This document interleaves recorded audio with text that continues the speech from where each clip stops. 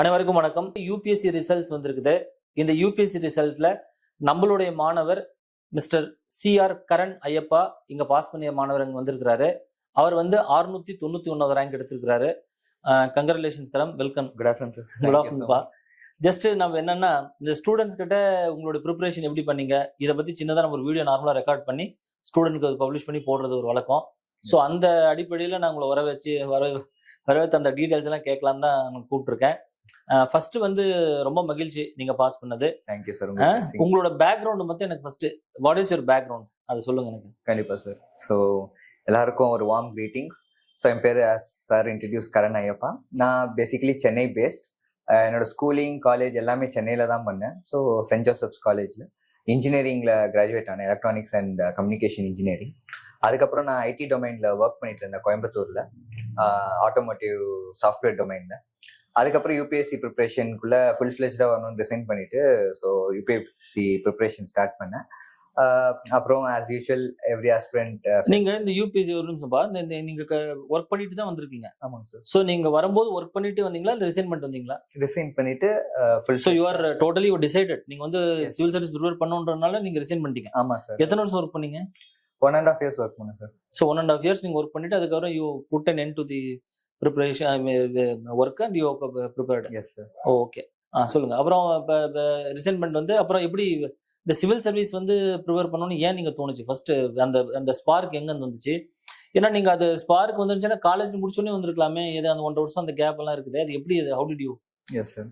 Sir actually நீங்க சொன்ன மாதிரி ஒரு கிராஜுவேஷன் முடிக்கிற டைம்ல தான் சிவில் சர்வீஸ் பத்தி அவேர்னஸ் வந்தது. பட் அப்போ ஜாப் ஆப்பர்ச்சுனிட்டி கிடைச்சது. அதனால நான் வந்து ஒரு ஜாப் ப்ரொஃபைல்ல போய் என்னோட எபிலிட்டியை ப்ரூவ் பண்ணணும்ட்டு காமிச்சிட்டு அதுக்கப்புறம் சிவில் சர்வீஸ் வரணும்னு யோசனை பண்ணேன். ஏன்னா அதுவும் ஒரு வே ஆஃப் ஒரு கிரெடிபிலிட்டியை காட்டும் அப்படின்றதுனால. ஸோ அங்கே போய் நிறைய விஷயம் கற்றுக்கிறதுக்கும் அது ஹெல்ப் ஆச்சு சிவில் சர்வீஸ்க்கு. ஒரு team building, team activity, target, deadline, adherence இதெல்லாமே அங்கேருந்து கற்றுக்க வேண்டியதாக இருந்தது. அதுக்கப்புறம் சிவில் சர்வீஸ்ன்றது வந்துட்டு எனக்கு ஏன் இன்ஸ்பயர் பண்ணுச்சு அப்படின்னு பார்த்தா, இட்ஸ் லைக் ஒரு சோஷியல் டாக்டர் மாதிரி ஒரு சிவில் சர்வெண்ட். அவர் கரெக்டாக பண்ணால் நிறைய பேர் வேலை ஈஸியாகிடும்.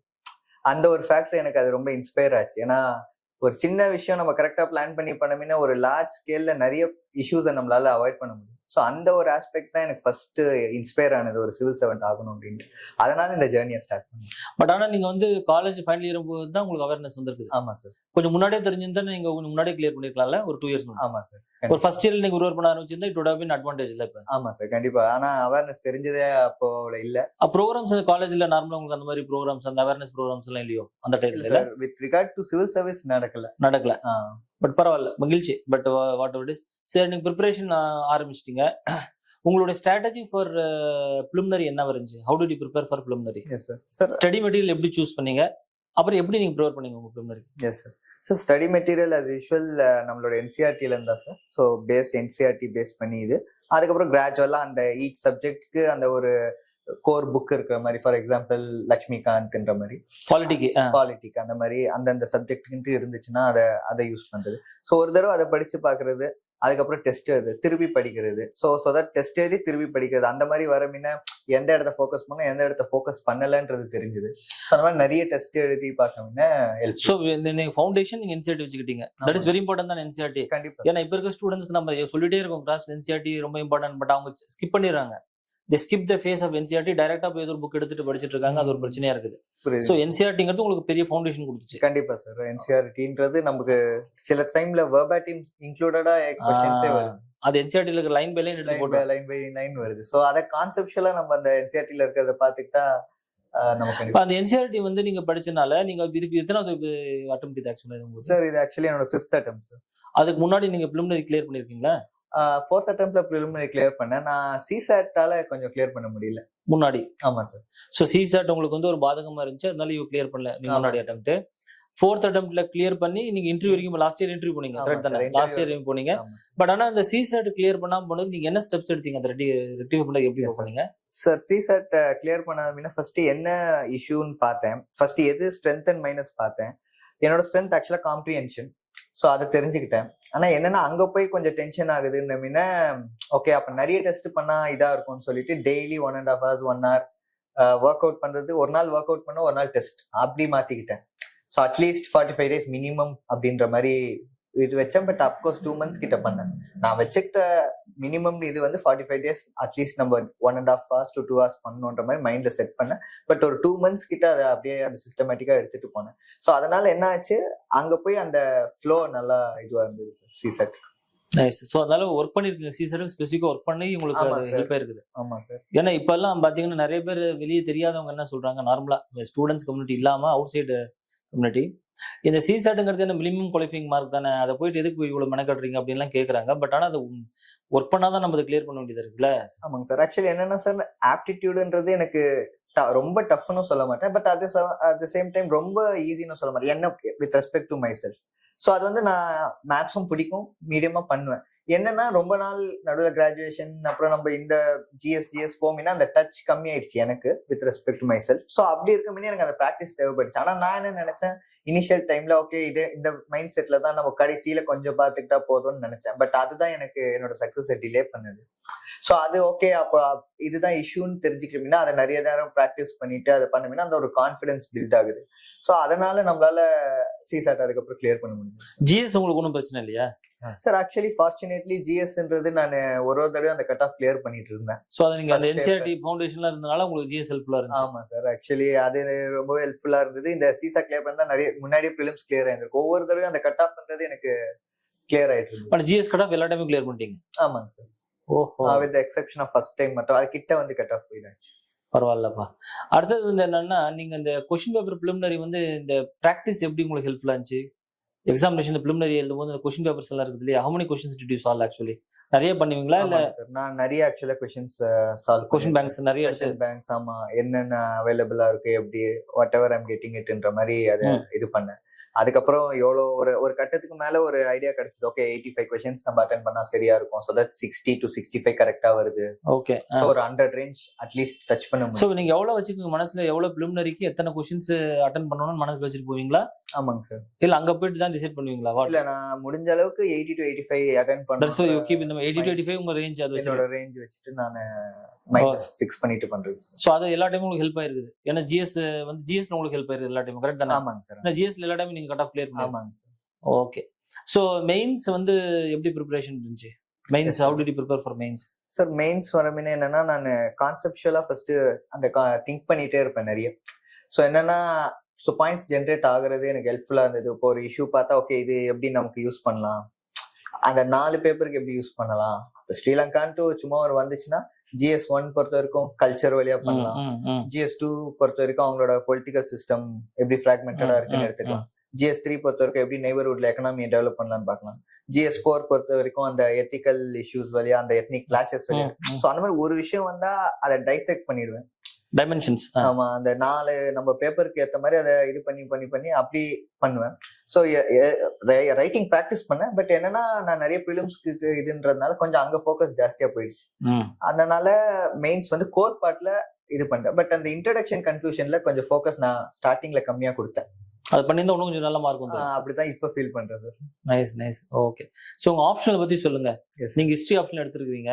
அந்த ஹிஸ்டரி ஆப்ஷனை பத்தி சொல்லுங்க. ஏன் ஃபர்ஸ்ட் ஹிஸ்டரி சூஸ் பண்ணீங்க? நீங்க வந்து இன்ஜினியரிங் ஸ்டூடெண்ட். Yes sir. நீங்க சாஃப்ட்வேர்ல ஒர்க் பண்ணிட்டு இருந்திருக்கீங்க. Yes sir. நீங்க எப்படி ஹிஸ்டரி சூஸ் பண்ணீங்க? அது என்ன சார்? ஹிஸ்டரின்றது எனக்கு ஸ்கூல் டைம்ல இருந்து ரொம்ப ஃபேவரட் சப்ஜெக்ட் சார். ஸோ அதுதான் ஃபர்ஸ்ட் அண்ட் ஃபார்மோஸ்ட் ரீசன். ஏன்னா ஆப்ஷனல்ன்றது நம்ம அதை திருப்பி படிக்கணும், திருப்பி அதை அந்த கோர் கான்செப்ட் கிராஸ் பண்றதுன்றது இம்பார்ட்டன்ட். ஸோ மார்க்ன்றது அஃப்கோர்ஸ் 2வதுக்கு வருது. பட் அந்த மார்க் வரதுக்கு நம்ம போடணும்னா அது நம்மளுக்கு ஒரு இன்ட்ரெஸ்ட் வேணும். ஸோ அதனால அது ஸ்கூல் டைம்ல இருந்து இன்ட்ரெஸ்ட் இருந்ததுனால அதை சூஸ் பண்ணிட்டீங்க. ஆமா சார், அதை சூஸ் பண்ணி. சரி, அப்புறமேட்டு ஹிஸ்டரி வந்து ஆன்சர் நீங்களா படிச்சீங்க. நடுவில் வந்து நம்ம ஹிஸ்டரி கொஸ்டின்ஸ் எல்லாம் எழுதி காமிச்சிருக்கிறீங்க, நான் எவாலுவேட் பண்ணி கொடுத்துருக்கேன். இது வந்து இந்த ஹிஸ்டரி வந்து நீங்க டெஸ்ட் எழுதி எவாலுவேஷன் நடத்துறது, நான் பிளஸ் டிஸ்கஷன் பண்ணதெல்லாம் உங்களுக்கு யூஸ்ஃபுல்லா இருந்துச்சு? எப்படி, how it was helpful in your preparation? Yes sir. So உங்ககிட்ட கேட்கறதுக்கு முன்னாடி எப்படின்னா ஆன்சர்ஸ் மோரலஸ் பிளாக் டைப்ல மினிமம் சப்டிவிஷனா இருந்தது. ஒரு மேஜரா பிரிச்சு எழுதுற மாதிரி தான் இருந்தது. ஸோ அப்புறம் நீங்க கைடன்ஸ் கொடுத்தீங்க, இப்படி முடிஞ்ச அளவுக்கு ஒரு ஹெட்டிங் போட்டு அதை சிம்பிளிஃபை பண்ணு அப்படின்ட்டு.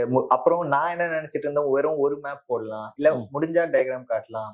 அப்ப நீங்க சொன்னீங்க ஒவ்வொரு இது போடும்போது சின்னதா ஏதாவது பொடி போடுவில்ல, நியோலித்திக்னா ஒரு டூல்ஸ் வரைஞ்சி போடு, அந்த மாதிரி எக்ஸாம்பிள். ஸோ அந்த மாதிரி இப்படி எல்லாம் பண்ணலாமா, இப்படி மாத்தலாமான்ற மாதிரி ஒரு ஐடியா கிடைச்சது. ஸோ அந்த மாதிரி அதை கொஞ்சம் மாடிஃபிகேஷன்ஸ் எல்லாம் கொண்டு வந்தேன் சார். நடுவுல சில டைம் ஆன்சர் எழுதும்போது நிறைய நான் கொஞ்சம் ரொம்ப கிரிட்டிக்கலா கமெண்ட்ஸ் எல்லாம் கொடுத்தேன். அதை எப்படி எடுத்துக்கிட்டீங்க? ஹேண்ட் ரைட்டிங் கொஞ்சம் இப்படி பண்ணுங்க, அதை பண்ணுங்க, இது பண்ணுங்கன்னு ரொம்ப போட்டு. ஆமா சார். அது உங்களுக்கு என்ன So- இனிஷியலா கொஞ்சம் ஒரு மாதிரி எரிச்சலா இருந்துச்சா? எரிச்சல் இல்ல சார். அது அந்த நம்ம இவ்வளவு ப்ரிப்பேர் பண்ணியும் இந்த இடத்துல நம்ம ஒரு அந்த டீச்சரை நம்மளால கன்வின்ஸ் பண்ண முடியலையன்ற ஒரு ஃபேக்டர் எப்பவுமே ஒரு இந்த கமெண்ட் வரமே வரும்.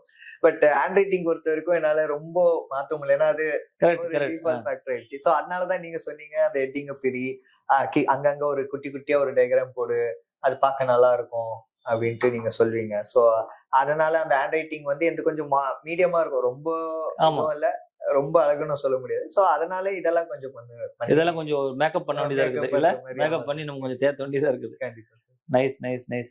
பிளஸ் நம்ம டெஸ்ட் பேஸ்ல நம்ம நிறைய கொஸ்டின்ஸ் எழுதணும். ஆமா உங்களுக்கு sir. பார்த்துருப்பீங்கன்னா டே பை டே நிறைய ஆமா. கொஸ்டின்ஸ் நம்ம வச்சு எல்லா கொஸ்டின்ஸும் படிச்சதுனால எக்ஸாம்ல போய் நம்ம ஹேண்டில் பண்ண முடிஞ்சு. ஆப்ஷனல் சப்ஜெக்ட்ல ஹேண்டில் பண்ணிட்டீங்களா ஹிஸ்டரியை? கண்டிப்பா சார். சோ அதை எழுதின தொட்டு தான் கொஞ்சம் அந்த சென்ஸ் ஆஃப் ஃபெமிலியாரிட்டி, அந்த கான்ஃபிடன்ஸ் அது ரெண்டும் வர்றதுனால நம்மளால பேப்பர் கம்ப்ளீட் பண்றதுக்கு இது ரெண்டுமே இம்பார்ட்டன்டா இருந்தது. நீங்க கம்ப்ளீட் பண்ணிட்டீங்க தானே பேப்பர்? ஆமா சார், நான் பேப்பர் கம்ப்ளீட் பண்ணிட்டேன் சார். பேப்பர் கம்ப்ளீட் பண்ணிட்டீங்க. பிளஸ் நம்ம எல்லாத்தையும் நீங்க பாத்தீங்கன்னா நம்ம டோட்டல் சிலபஸ் பிரேக் பண்ணி எல்லாமே எழுதி அத்தனை டெஸ்ட் எழுதிட்டோம்னு நினைக்கிறேன்ல? ஆமா சார். அது டே கணக்கு, வீக் வீக் கணக்கு எல்லாம் பத்தி பண்ணி பரவாயில்ல. அதெல்லாம் ஓரளவுக்கு உங்களுக்கு ஹெல்ப்ஃபுல்லா இருந்துச்சு. ஆமா சார். ஏன்னா நம்ம இங்கேயே வந்து ஓரளவுக்கு எழுதமின்னா சோ அட்லீஸ்ட் 30 to 50% அவங்க கொஸ்டினே இது பண்ணாலும் ஆன்சர் மோரலஸ் நம்மளோட இதுல இருந்து வரப்போகுது. மேபி நம்ம அந்த முன்ன பின்ன மாத்துறது வேணா அந்த கொஸ்டினுக்கு ஏற்ற ஆமா, மாதிரியா ஆமா. இருக்கும். சோ அதனால அந்த நம்மளால ஓகே அப்ப ஃபர்ஸ்ட் ஸ்டார்டிங் மட்டும் கொஞ்சம் டைம் எடுக்கும். இந்த கொஸ்டின் இப்படி கேட்டிருக்காங்கன்னா நம்ம கொஞ்சம் இப்படி யோசிக்கிறதுக்கு இருக்கும். அப்புறம் அந்த பார்ட் வரும்போது நம்ம டெஸ்ட்ல ஆல்ரெடி எழுதின சென்ஸ் ஆஃப் ஃபெமிலியாரிட்டி வரும்போது அப்போ அதை சீக்கிரமா எழுதி முடிக்கிறதுக்கான அந்த ஒரு ஈஸினஸ் நமக்கு கிடைக்கும். மெயின்ஸ் அதே மாதிரி ஜிஎஸ் கூட நீங்க ரைட்டிங் பிராக்டிஸ் நல்லா பண்ணீங்களா? ஆமா சார், ரைட்டிங் பிராக்டிஸ் பண்ணேன் சார். ஒரு சப்ஜெக்ட்க்கும் டெஸ்ட் எடுத்து எழுதி பண்ணேன். சோ அதுக்கப்புறம் தான் நான் அர்லி சொன்ன ஆனா பிலிமினரி முடிச்சிட்டு ரொம்ப கம்மி டைம் தான் இருந்துச்சு. அப்ப நீங்க யூஸ் ரைட் நான் என்ன பார்த்தேன், நீங்க வீக்லி எழுதலாம் கூட உங்களோட ஆன்சர்ஸ் எல்லாம் எழுதி பல்கா கொண்டு வந்து கூட சப்மிட் பண்ணுவீங்க. கரெக்ட் தானே சார்? ஆமா. அது என்னன்னா சார், நான் என்ன யோசனை பண்ணுவேன்னா நம்ம செக்ஷனல் டெஸ்ட் அந்த மாதிரி சின்னதா பண்ண முன்ன என்னோட பர்சனல் ஒப்பீனியன்னா இது வந்து அங்க டெஸ்டா யூஸ் ஆகும். பட் ஒரு 45 மினிட்ஸ்ல 1 ஹவரோன்றது எனக்கு யூஸ் ஆகுதுன்ற ஒரு பர்சனல் ஒப்பீனியன். சோ அதனால நான் என்ன பண்ணேன், ஒரு 2-3 டெஸ்ட்டை கிளப் பண்ணிடுவீங்க. சோ தட் எனக்கு ஒரு டஃப்னஸ் கிடைக்கும், அந்த 3 ஹவர்ஸ்க்கான ஒரு ஃபெமிலியாரிட்டி கிடைக்கும். சோ அந்த மாதிரி ஒரு அதாவது உங்களுக்கு பேப்பர் வந்தாலே எனக்கு பார்த்தாலே ஆமா சார். அதனால நான் அப்படி பண்ணிட்டு கிளப் பண்ணிடுவேன் சார். Nice nice. பிளஸ் எஸ்ஏல எப்படி ப்ரிப்பேர் பண்ணீங்க? எஸ்ஏ உங்களோட ஒப்பீனியன்ஸ் எப்படி மாத்துனீங்க? Yes sir. எஸ்ஏல வந்துட்டு ஸ்டார்டிங் வந்து ரொம்ப இன்ஃபர்மேட்டிவ் எஸ்ஏ மாதிரி போச்சு. அப்புறம் அது வந்துட்டு அதுக்கப்புறம் தான் கொஞ்சம் உங்ககிட்ட கூட நான் அதை ஆமா ஆமா சோ அதெல்லாம் இந்த டைமென்ஷன் எழுதலாமா இப்படி எல்லாம் எழுதலாமா நிறைய நம்ம பிரெயின் ஸ்டார்ம் பண்ணி டோட்டலா. எனக்கு என்ன சர்ப்ரைசிங்னா எஸ்ஏ என்ன நீங்க ஏற்கனவே ஒரு டைம் இன்டர்வியூ எல்லாம் போயிருக்கீங்க, இருந்தாலும் எஸ்ஏ என்ன எப்படி இருக்குன்னு சொல்லிட்டு தான் உங்ககிட்ட நான் கொடுத்தேன். என்ன இப்படி எழுதிருக்கீங்க இல்ல? ஆமா சார். அப்புறம் நீங்க சொன்னீங்க கொஞ்சம் இன்ஃபர்மேட்டிவா மட்டும் வேண்டாம் அப்படின்னீங்க, கொஞ்சம் பாரு யோசிச்சு அனலைசிஸ். சோ அதனால இன்ஃபர்மேட்டிவ் கம் இன்டராக்டிவா இருக்க மாதிரி ட்ரை பண்ணிருக்கேன். அது அதான் சார் உன்ன கூட பண்ணிருக்கலாம் அப்படின்ற மாதிரி. பரவாயில்ல. நைஸ். அப்புறம் உங்க இன்டர்வியூ ப்ரிப்பரேஷன் என்ன பண்ணீங்க? How did you prepare for the interview? எனக்கு தெரிஞ்சு இன்டர்வியூக்கும் நீங்க 1-on-1 செஷன் வந்தீங்க. ஆமாங்க சார். அது ரொம்ப நம்ம போட்டு 2 ஹவர்ஸ் வச்சு உங்களை இது பண்ணணும்னு நினைக்கிறேன்ல. அந்த எப்படி இருந்துச்சு? பிகாஸ் லாஸ்ட் இயர் நீங்க இன்டர்வியூ போகும்போது நீங்க என்ன சொன்னீங்க, மார்க் கொஞ்சம் கம்மியா இருந்துச்சு அப்படிங்கிற சொன்னனால நான் கொஞ்சம் பர்சனலாவே கொஞ்சம் நீங்க உங்ககிட்ட பேசி அந்த ஒரு 15-20 மார்க்ல 25 மார்க் எப்படி இன்டர்வியூல இன்க்ரீஸ் பண்ணுங்கிறத நான் அப்சர்வ் பண்ணி அதனாலதான் உங்களை நான் அந்த அளவுக்கு subjected to so much focus இல்ல அந்த 1-on-1 செஷன்ல. பட் எப்படி அது உங்களுக்கு அது கொஞ்சம் பெட்டரா இருந்துச்சா? ஆமா சார். ஆக்சுவலி நம்ம செஷன் பண்ண முன்ன ஒரு ஹெல்ப் என்னன்னா, நோயிங் அவர் ஓன் பேக்யார்டுன்ற மாதிரி நம்மளோட சுத்தி இருக்க விஷயமே சம்டைம்ஸ் நம்ம யூபிஎஸ்சி போமினா அதுல ஒரு கவனம் கம்மியா இருந்திருக்கலாம். அதெல்லாம் உங்ககிட்ட பேசணும், இது இப்படி ஓகே நம்மளே நம்ம இதை ஸ்ட்ராங் கொஞ்சம் இன்னும் கொஞ்சம் ஃபோக்கஸ்டா பார்க்கணும் அப்படின்லாம் நல்லா அதை ஒரு தெரிஞ்சுக்கணும். ஸோ ஒன்ஸ் அதை தெரிஞ்சுக்கணும்னா ஒரு சென்ஸ் ஆஃப் கான்ஃபிடன்ஸ். ஸோ அதனால அந்த ஆஸ்பெக்ட்ல அது ரொம்ப இம்பார்ட்டன்ஸ். ஏன்னா சப்போஸ் நம்மளை பத்தி கேள்வி நம்ம டேஃப்ன்றது நம்மளை பத்தி வரும். ஸோ நம்மளை சுத்தி இருக்க ஏதோ ஒரு விஷயம் கேட்க நம்ம லைட்டா அதை பத்தி பார்க்காம விட்டு இருந்தா நமக்கு அங்க கான்ஃபிடன்ஸ் அஃபெக்ட் பண்ணிருக்கும். ஸோ அப்படி யோசிக்க மீனே நீங்க கரெக்டா அந்த எல்லாம் சுத்தி காட்ட மீனா அந்த நோயிங் அவர் ஓன் பேக்யார்டு இந்த மீனா ரொம்ப ஹெல்ப்ஃபுல்லா இருந்துச்சு. நைஸ். ஏன்னா நான் அதுதான் உங்களோட இன்டர்வியூ பர்சனலா உட்காந்து உங்கள்கிட்ட அதை பார்க்கும்போது ஓகே இத்தனை விஷயங்கள் இம்ப்ரூவ் பண்ணும்போது நீங்களும் கரெக்டா அது ஷார்ட் டூரேஷன் நிறைய விஷயங்களை நீங்க அடாப்ட் பண்ணிட்டீங்க. அது ஒரு சர்ப்ரைசிங் ஃபேக்டர்ல எனக்கு யோசிச்சு பார்த்த ஒண்ணு கம்மி நாள் தான் இருக்கு இன்டர்வியூக்கு எப்படி இது பண்றது அப்படின்னு சொல்லிட்டு. But you adapted very well.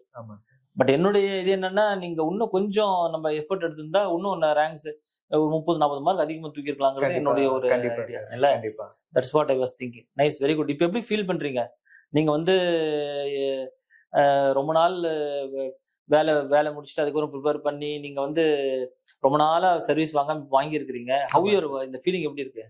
கண்டிப்பா சார், ஒரு சந்தோஷம் இருக்கு, சாட்டிஸ்ஃபேக்ஷன் இருக்கு. பட் கூடவே ஒரு கொஞ்சம் பெட்டர் ரேங்க் வந்து பண்ணியிருந்திருக்கலாம் அப்படின்ற ஒரு ஃபீலிங் இருக்கு சார். பொட்டன்ஷியல் இருக்கு. பட் ஆனா திஸ் இஸ் தி மொமெண்ட். நான் என்ன நினைக்கிறேன், எத்தனையோ 1000 லட்சக்கணக்கான பேர் எக்ஸாம் எழுதுறாங்க. பட் நம்ம ரேங்க் வாங்கியிருக்கோம், 600+ ரேங்க் வாங்கியிருக்கோம். But nevertheless this is I think achievement நான் நினைக்கிறேன், கிரேட் அச்சீவ்மெண்ட். நம்ம இன்னும் கொஞ்சம் எஃபர்ட் எடுத்திருந்தா ஒரு 30 மார்க் வாங்கியிருக்கலாங்கிறது, கொஞ்சம் இயர்லியாவே நம்ம ஒர்க் பண்ண ஆரம்பிச்சிருந்தோம்னா ஒரு 30 மார்க்ஸ் எக்ஸ்ட்ரா வந்திருக்குங்கிறது பண்ணிருக்கலாங்கிறது எனக்கு ஒரு ஹோப் இருந்துச்சு. But very good. எனிஹோ பரவாயில்ல. All the very best for this rank. ஃபியூச்சர்ல வந்து எப்பவுமே ஸ்டூடெண்ட்ஸ் யாராச்சும் வந்தா மோட்டிவேட் பண்ணுங்க. ஏன்னா நம்ம இந்த வீடியோ ரெக்கார்ட் பண்றதே நம்ம ஸ்டூடெண்ட்ஸ் கொடுக்கறது ரெக்கார்ட் பண்ணோம். பிகாஸ் உங்களை பத்தி எனக்கு தெரியும், நம்ம 2 பேரும் நிறைய பேசியிருக்கோம். But the point is students வந்து இந்த வீடியோ பார்த்து கொஞ்சம் பேர் ஓகே இதெல்லாம் கொஞ்சம் நான் பாசிட்டிவா எடுத்துக்கலாம் அப்படிங்கறதுனால தான் இந்த வீடியோ ரெக்கார்ட் பண்றேன். Anyhow from smart leaders IS I wish you all the very best for your future. Thank you sir. Attempts நீங்க இருக்குதா? You have any more attempts? இருக்கு சார். திரும்ப நீங்க planning to right this year R next year? அது ஒண்ணும் decide பண்ணல sir. பிளான்ல but இருக்கு, பிளான் இருக்கு. அதுதான் நம்ம வந்து 50 ரேங்க்குள்ள வராம நம்ம நிப்பாட்ட கூடாதுங்க. Now we have known இதுதான் வழி, இப்படிதான் கிளியர் பண்றதுன்னு நம்மளுக்கு தெரிஞ்சு போச்சு. நம்ம what we have to do now more is how to increase relative 75 mark increase பண்ணீங்கன்னா நீங்க முன்ன போயிடுவீங்க. புரியுதுங்க சார். என்னுடைய பெர்செப்ஷன் என்னன்னா ஒரு 30 to 40 மார்க் இப்பவே அப்படியே ஈஸியா இன்க்ரீஸ் பண்ணிடலாம். But if you have to increase around 75 marks கொஞ்சம் எஃபர்ட்ஸ் நம்ம போட வேண்டியது இருக்கு, which could be done நினைக்கிறேன். Anyhow, all the very best. God bless you. Thank you sir. Thank you. Nice.